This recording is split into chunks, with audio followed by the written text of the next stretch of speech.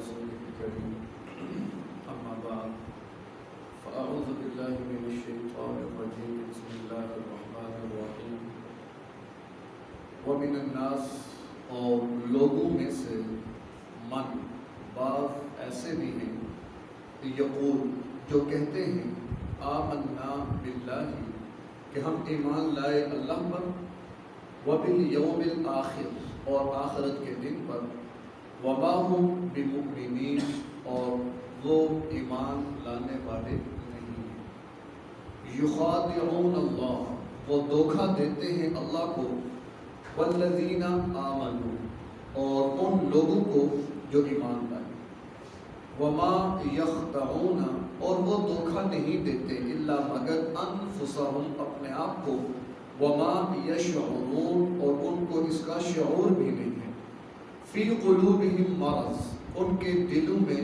بیماری ہے فزادہم اللہ مرضا پھر زیادہ کر دی اللہ نے ان کی بیماری وَلَهُمْ عَذَابٌ عَلِيمٌ اور ان کے واسطے دردناک عذاب ہے بما كانوا يكذبون اس وجہ سے کہ وہ جھوٹ بولتے ہیں وَإِذَا قِيلَ لَهُمْ اور جب کہا جاتا ہے ان سے لا تفسدوا فی الارض کہ فساد نہ کرو زمین میں قالوا تو کہتے ہیں انما نحن مصلحون ہم تو اصلاح کرنے والے ہیں الا خبردار انہم هم المفسدون بے شک وہی فساد کرنے والے ہیں ولیکن لا یشعرون لیکن ان کو اس کا شعور نہیں ہے وَإِذَا قِيلَ لَهُمْ اور جب کہا جاتا ہے ان سے آمنوا ایمان لے آؤ کما آمن الناس جیسا کہ ایمان لائے لوگ قالوا تو کہتے ہیں انؤمن کیا ہم ایمان لائیں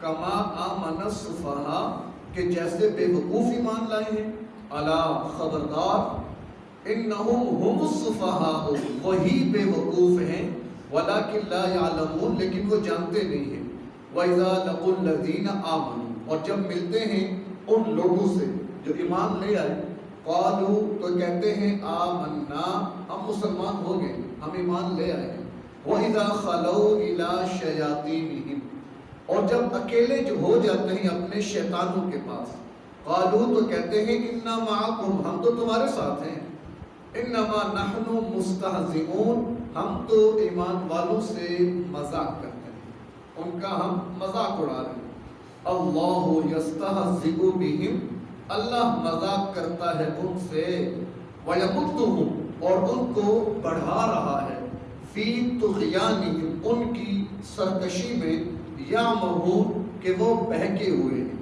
اولئک الذین اشتروا الضلالۃ بالہدی یہ وہی لوگ ہیں جنہوں نے خرید لیا گمراہی کو ہدایت کے بدلے فما ربحت تجارتہم سو نفع نہ دے گی ان کو ان کی تجارت وما کانوا مہتدین اور نہ وہ ہدایت یافتہ ہوں گے سورۃ البقرہ آیت نمبر 8 سے لے کر 16 تک یہ 8 آیات مبارکہ جیسا کہ شروع میں سورہ بقرہ کے حوالے سے عرض کیا تھا کہ ہم نے سورہ فاتحہ کے اندر اللہ تبارک و تعالیٰ سے صراط مستقیم کی دعا مانگی تھی کہ اللہ ہمیں صراط مستقیم عطا کر پھر اس میں اللہ تبارک و تعالیٰ نے 2 طبقات کا ذکر فرمایا تھا ایک انعام یافتہ لوگ وہ ہدایت یافتہ ہیں اور صراط مستقیم والے ہیں اور اس کے بعد آگے وہ لوگ جو گمراہ ہو گئے اور جو لوگ جن پر اللہ نے غضب کر دیا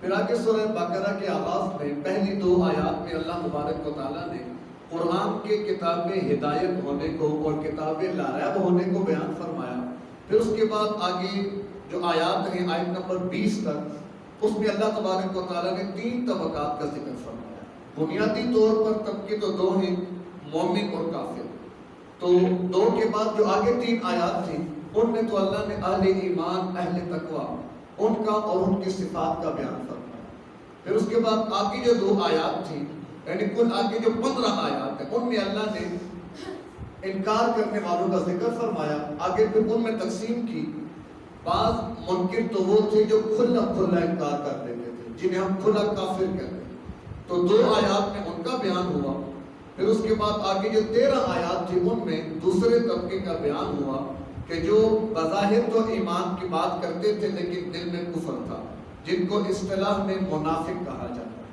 پھر اس رکوع کی 13 آیات ہیں، اس میں سے 8 آیات میں تو ان کی صفات کا بیان ہے، اور آگے جو 5 آیات ہیں ان میں پھر اللہ تبارک و تعالیٰ نے ان کی اس بات کو سمجھانے کے لیے 2 مثالیں ذکر کی ہیں۔ تو آج ہم صرف پڑھیں گے ان کی جو اللہ نے اوصاف بیان کیے 8 آیات کے اندر۔ تو اس کو جو سمجھیے کہ اللہ تبارک و تعالیٰ فرماتے ہیں وَمِنَ النَّاسِ، اور لوگوں میں سے بعض یقول جو کہتے ہیں آمنا باللہ وبالیوم الآخر وما ہم بمؤمنین، ہم ایمان لے آئے ہیں، حالانکہ وہ ایمان لانے والے نہیں۔ اب یہاں پر اس سے کون لوگ مراد ہیں؟ تو اکثر مفسرین تو فرماتے ہیں کہ یہاں اس سے مراد منافقین ہیں، لیکن بعض حضرات یہ فرماتے ہیں کہ جہاں اس سے منافقین مراد ہیں تو وہیں پر یہود کا بھی ایک گروہ اس سے مراد ہے۔ کیوں کہ اللہ نے کیا فرمایا قرآن میں وَمِنَ النَّاسِ مَن يَقُولُ آمَنَّا بِاللَّهِ وَبِالْيَوْمِ الْآخِرِ، کہ اللہ پر بھی ایمان لایا اور آخرت پر بھی ایمان لایا۔ ایمان رسالت یا محمد صلی اللہ علیہ وسلم پر ایمان کا ذکر یہاں نہیں ہے، اور یہود یہ کہتے تھے ہم اللہ کو مانتے ہیں اور آخرت کو مانتے ہیں لیکن پیغمبر موسیٰ علیہ السلام کو مانتے ہیں، سوالات انبیاء آئے ہم سب کو مانتے ہیں سوائے حضرت عیسیٰ علیہ السلام کے، سوائے حضرت محمد صلی اللہ تعالیٰ علیہ وسلم کے۔ تو اس بنیاد پر اس آیت کے اسلوب سے بعض مفسرین نے یہود کا وہ گروہ مراد لیا ہے جو یہ کہا کرتا تھا کہ ہم اللہ پر ایمان لے آئے ہیں اور آخرت پر بھی، یعنی یہ وہ گروہ تھا کہ در حقیقت جو کمپرومائز کرنا چاہتا تھا کہ دیکھو مسلمان تم کہتے ہو کہ ہم اس کتاب کو مانتے ہیں جو اللہ کی طرف سے آئی، تو ہم بھی تورات کو مانتے ہیں جو اللہ کی طرف سے آئی۔ تم کہتے ہو ہم اللہ کے نبی اور رسول جو پیغمبر ہیں ان پر ایمان رکھتے ہیں، وہ تو ہم بھی رکھتے ہیں موسیٰ علیہ السلام پر۔ تم بھی آخرت کا یقین رکھتے ہو، ہمیں بھی آخرت کا یقین ہے، تو لہٰذا آپ اپنے دین کی دعوت دیں، آپ اپنے دین کی طرف بلائیں، لیکن ہماری تردید نہ کریں۔ یہ مت کہیں کہ ہم جہنمی ہیں، بلکہ ہمیں بھی تم جنتی قرار دے دو۔ کیوں کہ ہم بھی اسی دین کو مانتے ہیں جو اللہ کی طرف سے آیا، اور اس پیغمبر کو مانتے ہیں جو مبعوث من اللہ تھا، اور آخرت پر بھی یقین ہے ہمارا۔ تو تم اپنی دعوت دو، ہم اپنی دعوت دیں، ہم تمہیں برا نہیں کہتے، تم ہمیں برا نہ کرو۔ تو اس کی گویا کہ یہاں پر تردید ہے کہ نہیں۔ لوگوں میں سے ہے بات کہ جو یہ کہتے ہیں کہ ہم بھی اللہ پر ایمان رکھتے ہیں اور آخرت پر، لیکن اللہ فرما رہا ہے کہ وہ مومن نہیں ہے، کیونکہ اب نبی آخر الزمان صلی اللہ علیہ وسلم کی آمد کے بعد ایمان کے لیے ضروری ہے کہ اب ان پر ایمان لایا جائے۔ اب انہی کا دین، انہی کی شریعت، انہی کی کتاب چلے گی۔ اس سے قبل جو بھی تھا وہ سارا منسوخ ہے، یعنی دین موسوی منسوخ، دین عیسوی منسوخ، تورات منسوخ، انجیل منسوخ۔ اب قیامت تک جو دین چلے گا وہ دین اسلام ہے۔ لہذا اب قیامت تک آنے والے ہر ایک کی فلاح اور کامیابی کا راز اسی میں ہے کہ وہ اسی دین اسلام پر ایمان لائیں۔ تو بلکہ اس میں در حقیقت مراد تو یہود ہیں، لیکن ضمناً منافق بھی سے مراد ہے۔ کیوں کہ یہ بات شروع میں عرض کی تھی کہ مکہ سے مدینہ، چونکہ سورہ بقرہ ہجرت مدینہ کے بعد نازل ہوئی ہے، تو اس وقت جہاں آپ کا سابقہ یہود سے پڑا جو کہ مدینہ میں آباد تھے، تو وہیں پر ایک گروہ منافقین کا پیدا ہو گیا تھا، لیکن یہ منافق بھی انہی یہود کے ہی سائے میں پل رہے تھے اور انہی یہود کے ساتھ ان کا ساز باز تھا۔ تو دونوں بھی سے مراد لے لیں تب بھی حرج نہیں کہ منافق بھی کہتے ہیں ہم اللہ پر آخرت پر ایمان رکھتے ہیں، یہود بھی کہتے ہیں، لیکن چونکہ آپ صلی اللہ علیہ وسلم کی رسالت کو نہیں مانتے لہذا وہ مومن مسلمان نہیں ہیں۔ یخادعون اللہ والذین آمنوا۔ اچھا تو جو دعویٰ ایمانی ہے اس کی حقیقت کیا ہے؟ اللہ فرما رہے ہیں دھوکہ دیتے ہیں، وہ دھوکہ دے رہے ہیں، دغابازی کر رہے ہیں اللہ کے ساتھ بھی اور اہل ایمان کے ساتھ۔ اب سوال ہے کہ اللہ کو دھوکہ کون دے سکتا ہے؟ تو اصل میں یہاں اس سے مراد کیا ہے کہ وہ اپنے ذہن کے مطابق یہ سمجھتے ہیں ہم اللہ کو بھی دھوکہ دے رہے ہیں، ایمان والوں کو بھی دھوکہ دے رہے ہیں۔ تو اللہ نے فرمایا وما یخدعون الا انفسهم، تم اپنے آپ کو دھوکہ دے رہے ہو اور تمہیں اس کا شعور بھی نہیں ہے کہ ہم کتنے خسارے میں جا رہے ہیں، ہم کتنے نقصان میں جا رہے ہیں۔ فی قلوبہم مرض، فرمایا کہ ان کے دلوں میں بیماری ہے۔ مرض، بیماری کیا ہے؟ مرض اس کیفیت کو کہتے ہیں جس سے انسان اپنے اعتدال مناسب سے نکل جائے۔ اب انسان کا وجود ہے، اللہ نے اس کو ایک معتدل وجود کی صورت میں پیدا کیا، ہر عضو اپنا اپنا کام سر انجام دے رہے ہیں، تو ہر عضو جب اپنے کام کو آسان طریقے سے انجام دیتا رہے تو وہ ایک صحت مند وجود ہوتا ہے۔ مرض کیا ہوتا ہے کہ جس وقت وہ جسم یا بدن انسانی اپنے اعتدال سے نکل جائے، یعنی اب آنکھ کا کام تھا دیکھنا، اب اس میں کوئی فرق پڑ گیا تو یہ بیماری ہے۔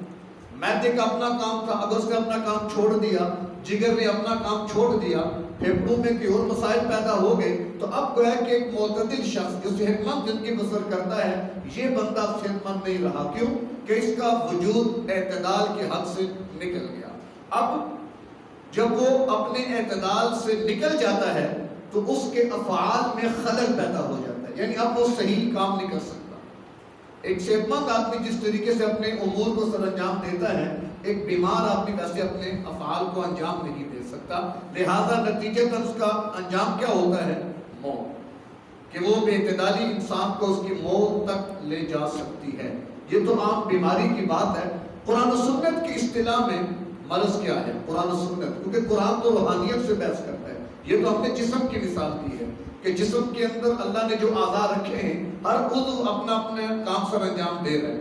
کوئی بھی عضو اپنا کام جب چھوڑے گا تو وہ بیماری کی طرف چلا جائے گا۔ لیکن یہاں پر فی قلوبہم مرض، اللہ کیا فرما رہے ہیں؟ ان کے دلوں میں بیماری ہے۔ گویا اس کا تعلق جسم سے نہیں بلکہ روحانیت سے ہے۔ تو قرآن و سنت کی اصطلاح میں ان نفسانی کیفیات کو بھی مرض کہا جاتا ہے جو نفس انسانی کے کمال میں خلل انداز ہوں، یعنی ایسی نفسانی کیفیات کہ جو نفس انسانی کی جو کمال ہے اس کے اندر خلل پیدا کرتے ہیں۔ دیکھیں اللہ نے ہمیں انسان بنایا، انسان ہونا ایک بہت بڑے اعزاز کی بات ہے، اشرف المخلوقات بنایا۔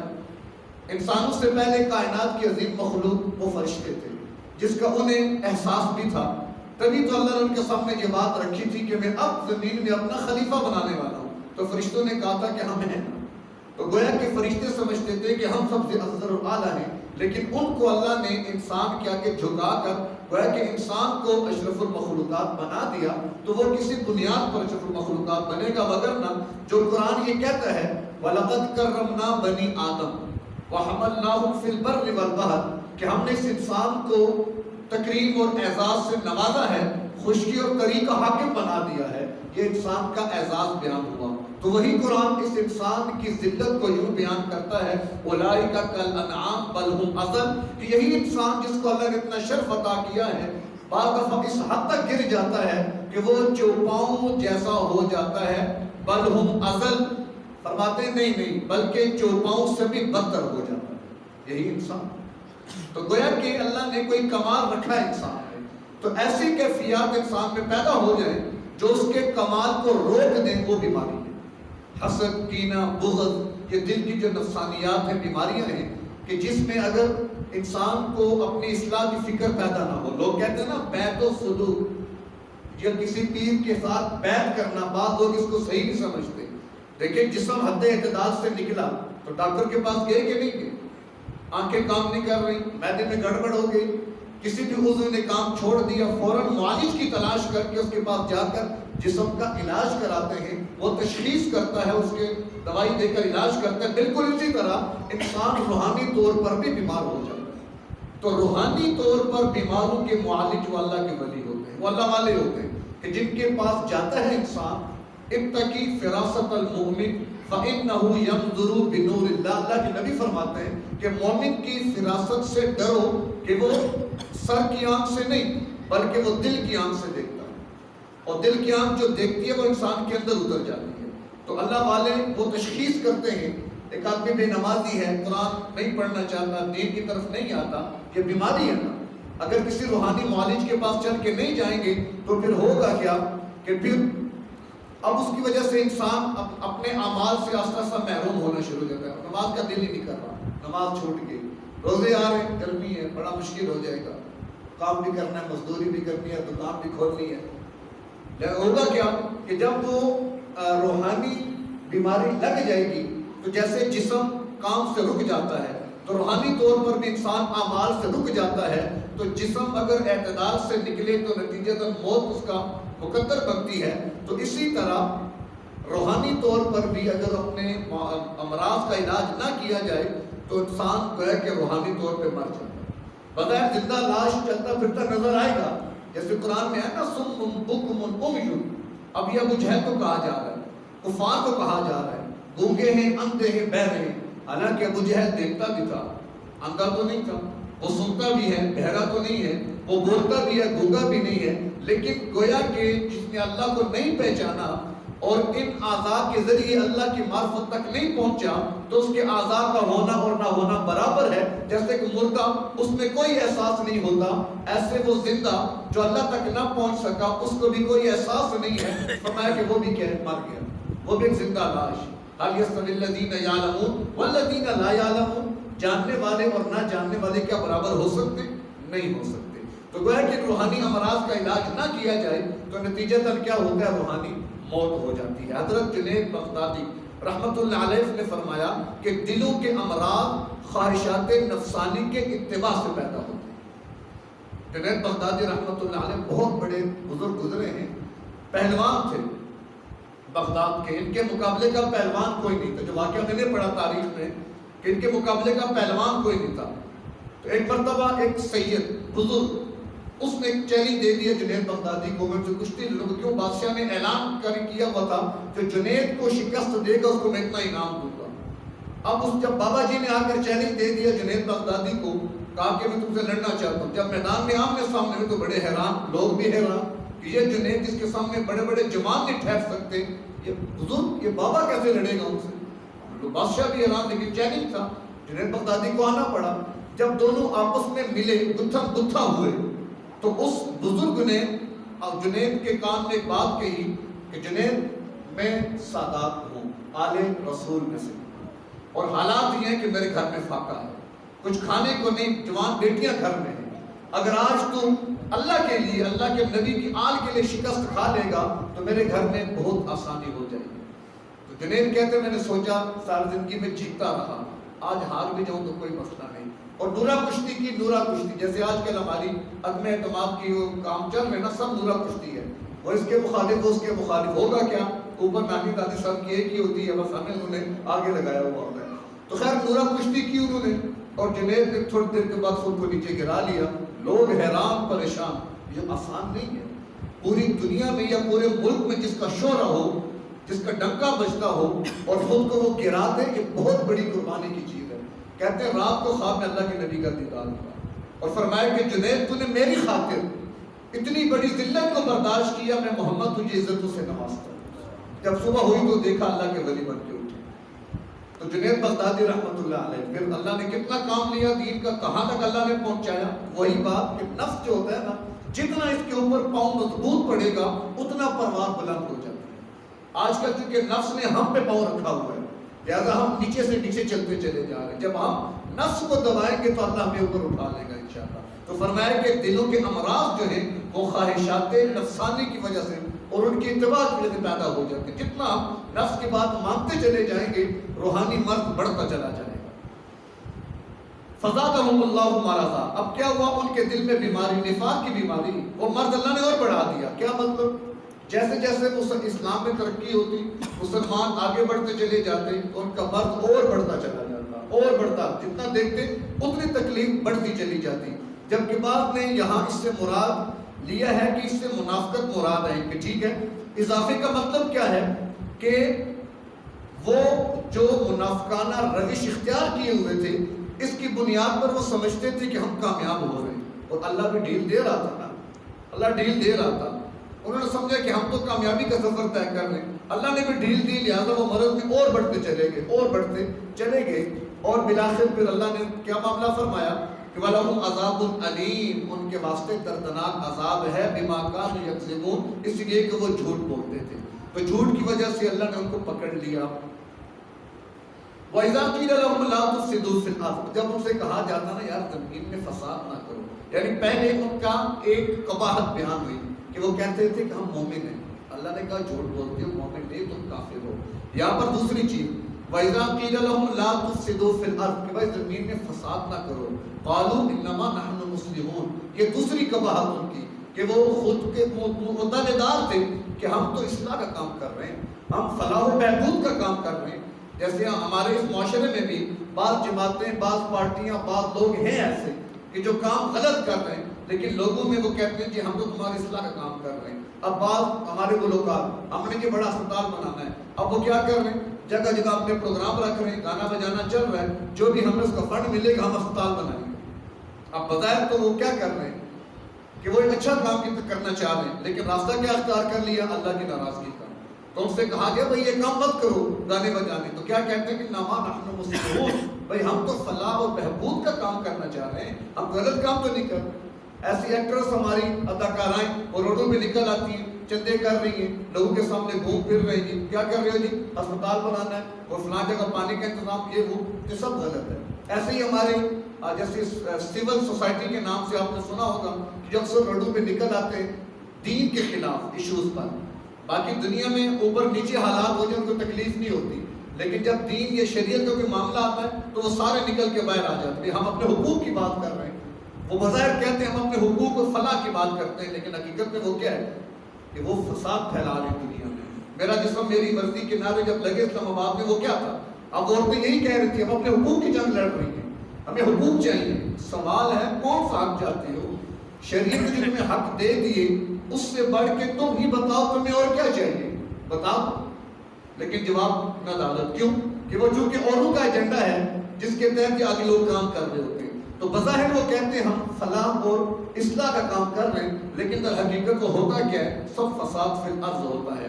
تو یہ نفاق کی علامت ہے، یہ ذہن میں رکھتے جائیں اور صاف پھر اپنا قرب و جوار کا اپنا بھی ہم محاسبہ بھی کرتے جائیں کہ ہم میں ان میں سے کون کون سا مسئلہ ہے اور کون سا مسئلہ نہیں، کہ اوپر جھوٹ بولنا، دھوکہ دینا، یہاں پر فساد کو اصلاح سمجھ کے فساد ہی کو عام کرتے چلے جانا۔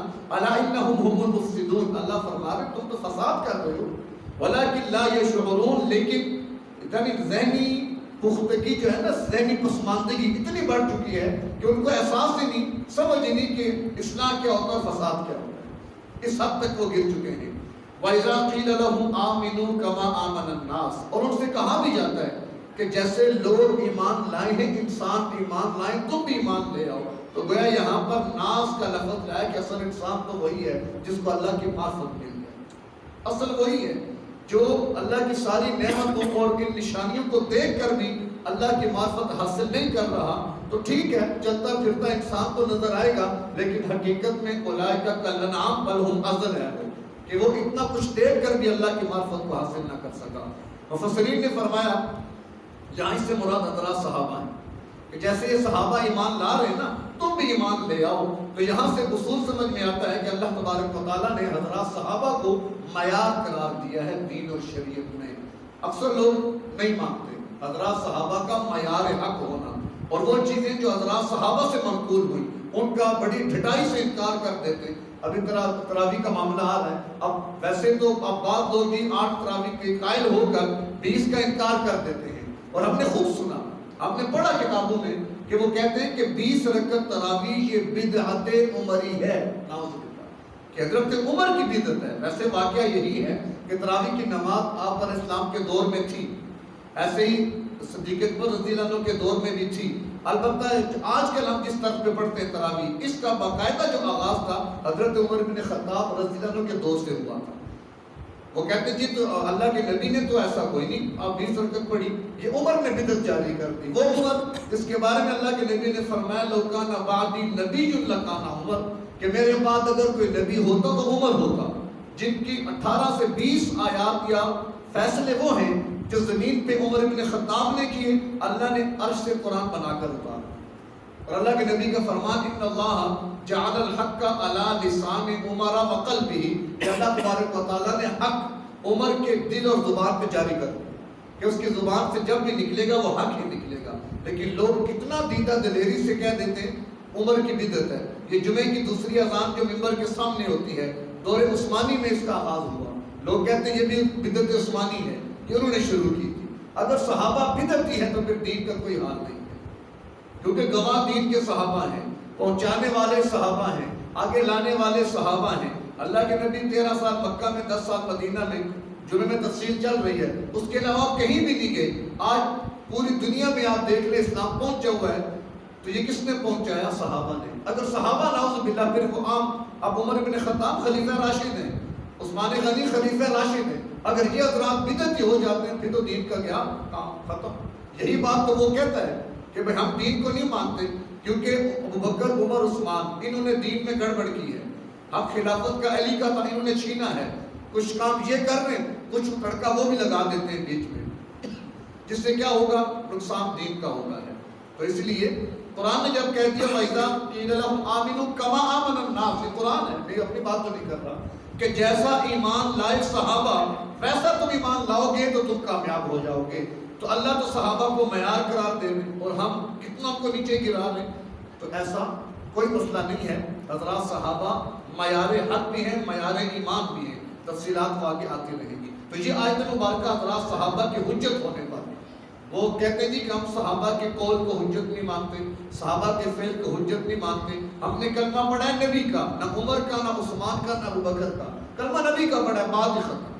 اب ان کو یہ پتہ نہیں ہے کہ کلمہ نبی کا کیا تھا، لا الہ الا اللہ انا رسول اللہ۔ نبی کا وہ کلمہ جو آج امت میں پہنچا، اس کی بنیاد ابو بکر صدیق نے رکھی تھی، کہ سب سے پہلے ابو بکر نے کہا تھا لا الہ الا اللہ محمد رسول اللہ۔ تو قیامت تک جو بھی یہ کلمہ پڑھے گا سب کا ثواب صدیق اکبر کے نامہ اعمال میں جائے گا، کہ بنیاد انہوں نے فراہم کی۔ تو بہرکیف اللہ فرما رہے ہیں منافقین سے کہ تم یہ دوغلی پالیسی چھوڑ دو اور خالص ایمان جیسے حضرات صحابہ ایمان لائے۔ تو گویا کہ وہ یہ بھی بات لوگ کہتے ہیں جی صحابہ نعوذ باللہ حضور کی وفات کے بعد مرتد ہو گئے تھے، 5 تھے جو اپنے اس پر قائم رہے، باقی سارے مرتد ہو گئے تھے۔ تو قرآن نے جب فیصلہ دے دیا کہ وہ تو معیار ہے ایمان کا، تو پھر ہم کیسے یہ تسلیم کر لیں کہ نعوذ باللہ من ذالک کوئی ایک بھی صحابی ایمان سے پھر گیا ہو؟ نہیں ہو سکتا۔ قالوا انؤمن كما آمن السفهاء، آگے سے کیا جواب دیا منافقین نے؟ ہم ایسا ایمان لائیں جیسا یہ بیوقوف ایمان لائے ہیں۔ گویا کہ حضرات صحابہ پر تبرہ کیا، منافقین نے صحابہ پر تنقید کی کہ یہ تو بیوقوف ہیں، ان جیسا ایمان ہم کیوں لائیں؟ اب آگے دیکھیں الا انہم هم السفهاء، جواب اللہ خود دے رہا ہے کہ تم میرے نبی کے صحابہ میں تنقید کرتے ہو، انہیں بیوقوف کہتے ہو، یاد رکھو تم خود بیوقوف، تم صفحاء میں سے ہو، ولیکن لا یعلمون، تم جانتے نہیں ہو۔ تو گویا کہ حضرات صحابہ کا دفاع اللہ خود فرما ہے۔ تو حضرات صحابہ کا دفاع کرنا یہ اللہ کی سنت ہے۔ تو اس سے آج بھی صحابہ میں تنقید ہوتی کہ نہیں ہوتی؟ حضرت امیر معاویہ رضی اللہ تعالیٰ عنہ، تفصیل میں نے عرض کر دی تھی، کتنی ان پہ تنقید ہوتی ہے، اپنے پرائے سارے تنقید کرتے ہیں۔ اب دیکھ لیں اللہ قرآن میں فیصلے فرما رہے ہیں کہ صحابہ کو تم بے وقوف کہتے ہو، نہیں صحابہ نے تم خود بے وقوف ہو۔ گویا اللہ حضرات صحابہ کو خود دفاع فرما رہا ہے۔ وَإِذَا لَقُوا الَّذِينَ آمَنُوا قَالُوا آمَنَّا، اب جب وہ ملتے تھے نا اپنے منافقین سے، آمنا ہم بھی ایمان لے آئے ہیں۔ وہ کیا نام ہے، عبداللہ بن ابی منافق ان کا سردار تھا، وہ اپنے جو تھے اس کے کارندے ان کو دیکھتا تھا نا مومن ایمان والوں کی مجالس میں، جب وہ ادھر آتے ہو بھائی تم کیا کرتے ہو، ایمان والوں کے ساتھ تم بیٹھتے ہو، جا کر ان کے ساتھ بڑی دوستیاں لگا رہے ہو، بڑے ایمان کے دعوے کر کیا رہے ہو تم؟ تو کیا کہتے تھے، وَإِذَا لَقُوا الَّذِينَ آمَنُوا قَالُوا آمَنَّا، کہ ہم جب ان میں جاتے ہیں تو ہم کہتے ہیں ہم ایمان لے آئے، ہم بھی مومن ہیں، مسلمان ہیں۔ وَإِذَا خَلَوْا إِلَىٰ شَيَاطِینِهِمْ، اور جب جاتے ہیں نا اپنے بڑوں کے پاس، یہاں پر شیطان سے یہود اور ایسے ہی منافقین کے سردار مراد، جب اپنے سرداروں کے پاس تنہا ہوتے، قالوا انا معکم، بھئی ہم تمہارے ساتھ ہیں، انما نحن مستہزئون، تو پھر ادھر کیا کرنے جاتے ہو، مذاق کرنے، ان سے ذرا دل اللہ ان سے مذاق کرتا ہے، وَيَمُدُّهُمْ فِي طُغْيَانِهِمْ يَعْمَهُونَ، اور اللہ ان کو ان کی سرکشی میں اور گمراہی میں ایسے ہی چلائے رکھے گا۔ أُولَٰئِكَ الَّذِينَ اشْتَرَوُا الضَّلَالَةَ بِالْهُدىٰ، یہ وہ لوگ ہیں کہ جنہوں نے تجارت کی ہے۔ کیسی تجارت؟ اللہ نے حق دیا تھا، کہا تھا گمراہی کو چھوڑو، انہوں نے کیا کیا، حق کو دے کر بدلے میں گمراہی لے لی، فما ربحت تجارتهم، تو یہ تجارت انہیں کیسے نفع دے سکتی ہے، وما كانوا مهتدين، لہذا اب وہ ایمان لانے والے بھی نہیں ہیں۔ تو لہذا خلاصہ ساری بات کا یہی ہے کہ اب یہاں ان آیات میں منافقین کی چند اوصاف اور چند باتیں اور ان کا طرز عمل بیان ہوا، اور اس کے ضمن میں اللہ تبارک و تعالیٰ نے حضرات صحابہ کی عظمت کا بیان بھی فرما دیا اور ان کے معیار حق ہونے کو بھی بیان فرما دیا۔ اب یہاں پر منافقین نفاق جو ہے، نفاق کیونکہ ان کا تذکرہ چل رہا ہے، نفاق دو طرح کا ہوتا ہے۔ اکثر لوگ سوال کرتے ہیں کہ بھئی نفاق منافق کو، تو ایک ہوتا ہے نفاق اعتقادی یعنی عقیدے کا نفاق، اور ایک ہوتا ہے نفاق عملی، عمل کا نفاق۔ اب عقیدے کا نفاق کیا ہے کہ جو دل سے تسلیم ہی نہ کرے، جیسے منافقین ہوتے تھے آپ علیہ السلام کے دور میں، کہ دل سے ہی انہوں نے ایمان قبول نہیں کیا، وہ تو ہو گیا نفاق اعتقادی، وہ کفر سے بڑا کفر ہے. کافر تو سامنے ہے نا، نہیں مانتے، یہ سامنے آ کے کہتے ہیں کہ ہم مومن مسلمان ہیں، حالانکہ دل کے اعتبار سے وہ کیا ہیں؟ کافر ہیں. اور ایک ہوتا ہے نفاق عملی، یعنی دل میں ایمان تو موجود ہے لیکن ہمارے اعمال جو ہیں وہ منافقین والے ہیں. مطلب جیسے کچھ یہاں بیان ہوئے، اللہ کے نبی صلی اللہ علیہ وسلم کا فرمان بھی موجود ہے، آیت المنافقی ثلاث، اور ایک روایت میں ہے 4، یعنی 4 علامات ہیں منافقین کی، 4 علامتیں. اب وہ کون سی ہیں؟ سنتے بھی جائیں اور اپنے اوپر غور بھی کرتے جائیں. پہلی کہ اذا وعد اخلف، کہ جب وہ وعدہ کرتے ہیں تو وعدہ خلافی کرتے ہیں. کیا ہمارے اندر یہ عنصر موجود ہے کہ نہیں؟ وعدہ خلافی کرنا، معاہدے کرتے ہیں، قول و قرار کرتے ہیں اور ایک قدم کے بعد جس کو بھول جاتے ہیں. آج کل جیسے بلدیاتی انتخابات آئے دن آنا جانا لگا ہوا ہے، آپ کے پاس کوئی ناظم ہے، کوئی چیئرمین ہے، کوئی کون سا ہے، ہم یہ بھی کرتے ہیں کہ ہم وہ بھی وعدوں پہ وعدے کیے جا رہے ہیں، وعدوں پہ وعدے. لیکن ہوگا کیا؟ وہ ایک جنگل میں الیکشن ہوا، جنگل میں بندر جیت گیا الیکشن. اب جنگلوں کو مسائل درپیش ہوئے تو کہا کہ ناظم صاحب کو تلاش کرو، ہمارے مسائل کو حل کریں. اب وہ ناظم کی تلاش میں نکلے، بڑی مشکل سے ناظم صاحب دیکھا درختوں پہ جھولے کھا رہے ہیں، ادھر سے ادھر ادھر سے ادھر، اور لوگ جمع ہو گئے. ناظم صاحب کو توجہ فرمائیں، ہمارے یہ مسائل ہیں. ہاں بولو کیا مسئلہ ہے؟ ایک نے کہا میرے یہ مسائل یہ مسائل یہ مسائل. جب سب نے بیان کر دیا کہا اچھا چلو ٹھیک ہے، مسائل تمہارے اپنی جگہ، لیکن تم ذرا میری آنیاں جانیاں تو دیکھو میں کیسے آ رہا ہوں کیسے جا رہا ہوں. تو ان کے کیا ہوتا ہے پھر یہ آنیاں جانیاں ہوتی ہیں. اور چیئرمین جب بن جاتے ہیں تو کیا ہوتا ہے؟ جنگل کا پھر واقعہ ذہن میں آ گیا کہ شیرنی کے ساتھ کسی بندر نے شرارت کر دی، غلط حرکت کر دی. تو اس نے شیر کو بڑا تانا دیا کہ تو چنگا شیر ہے، کہ دیکھو اس نے کیا کر دیا بندر نے. تو شیر نے کہا یار بڑا مسئلہ تو خراب ہے، پکڑوں کیسے مجرم کو؟ اب کہوں گا مجرم آئے تو کون آئے گا؟ اس نے اعلان کر دیا کہ اب شیر کی شیرنی پہ جس نے ہاتھ ڈالا کوئی عام بندہ نہیں ہوگا، عام چیز نہیں ہوگی، وہ جو بھی تھا آئے میں اس کو جنگل کا چیئرمین بنا دوں گا. بندر تو پھر جانتا تھا کہ چکر کیا ہے، وہ چلا گیا ریچھ کے پاس نا. کہا کوئی بھی نہ پکڑا گیا تب بھی مسئلہ ہے، تلوار لٹکتی رہے گی. اس نے ریچھ کو تیار کر لیا کہ تو جا کر یہ کہہ دے کہ میں نے یہ حرکت کی ہے تو یہ چیئرمین بنا دیا جائے گا. خیر اسے قائل کر لیا. اب وہ آ گیا جی کہ یہ کہاں حرکت میں نے کیا. اس نے کہا شاباش. اس کو پکڑا اور باندھا جا کر درخت کے ساتھ اور جنگلوں کو لائن میں کھڑا کیا، جوتے ان کے ہاتھ میں دیے، سارے اس کو پیچھے سے لگاؤ جوتے. اب آتے جا رہے جوتے لگاتے جا رہے، اسی لائن میں بندر بھی کھڑا ہو گیا آ کر، جوتا اس نے بھی ہاتھ میں لے لیا. جب بندر کی باری آئی نا، بندر نے ایسے دیکھا چیئرمین صاحب کو، اس نے ادھر کو کر لیا، ادھر سے دیکھا وہ ادھر مڑ گیا. بندر کہتا ہے چیئرمین کیا بن گیا، منہ ہی پھیر لیا تمہیں. وہی صاحب ہے پھر یہ چہرے پھیر لیے جاتے ہیں، کوئی بھی آپ کے ہاتھ میں نہیں آتا. بہرکیف یہ اذا وعد اخلف، کہ وعدہ تو کرتے ہیں لیکن وعدہ خلافی کرتے ہیں، یہ منافق کی علامت ہے. نمبر 2 اذا اؤتمن خان، کہ جب ان کو امین بنایا جاتا ہے تو خیانت کرتے ہیں. خیانت کرنا، اب دیکھیں امانت میں یہ نہیں ہے کہ میرے پیسے سنبھال کے رکھیں، یہ امانت ہے بعد میں لے لوں گا. عہدہ منصب آپ سروس کر رہے ہیں، وہ ساری چیزیں سب امانت ہوتی ہیں. وقت آپ کا 8 سے مثال 6 تک ٹائم ہے ڈیوٹی کا، اب وہ 8 سے 6 پورا ٹائم امانت ہے آپ کے پاس. اس کے اندر کوئی بھی گڑبڑ ہوگی خیانت میں آئی. ہمارے اداروں کا حال کیا ہے وہ آپ کو پتہ ہی ہے. تنخواہیں مقرر ہوتی ہے لیکن پھر بھی اوپر کی کمائی ان کی تنخواہوں سے کئی گنا بڑھ جاتی ہے. اذا اؤتمن خان، کہ جب ان کو امین بنایا جائے. ایسے ہی ہم مجلس میں بیٹھے ہیں، 2-4 بندے بیٹھ کے جو بات کرتے ہیں نا راز کی، وہ بھی امانت ہوتی ہے. اس بات کو باہر کھول دینا خیانت ہوتا ہے. تو بہت عہدہ منصب، اب یہ یہاں پر میں بیٹھا ہوں، یہ عہدہ یہ بھی میرے پاس ایک امانت ہے، یہ ممبر میرے پاس امانت ہے، اس میں کبھی بھی خیانت. اب خیانت کیا ہوگی اس کی؟ کہ لوگوں کی صحیح رہنمائی نہ کی جائے، حقائق کو چھپا لیا جائے، اور لوگوں کی صحیح طرز پر جو مسائل درپیش ہوں نہ، بس میرا مسلح بچا رہا ہے، میرا ممبر بچا رہے، کہ ایسا نہ ہو کہ میں نے کوئی فلاں مسئلہ بیان کیا لوگ نکال دیں گے. اور کیا ہو گیا؟ خیانت. کہ اس نے کیا کیا دین کے معاملے میں ممبر کیا اپنے، اور یہ خیانت بہت عام ہو چکی ہے. یہ ممبر و محراب جو ہمارے نا، یہ عوام کی صحیح رہنمائی نہیں ہو رہی وہاں سے. اللہ ہمیں بھی توفیق دے اس کی، لیکن جب تک صحیح رہنمائی نہیں ہوگی تو عوام ایسے ہی بے حرفی کا شکار رہے گی. تو نمبر 2 اذا اؤتمن خان، کہ جب ان کو امین بنایا جائے تو وہ خیانت کرتے ہیں. اذا حدث کذب، جب بھی بولتے ہیں جھوٹ بولتے ہیں، جو بھی بات کریں گے جھوٹ بولیں گے.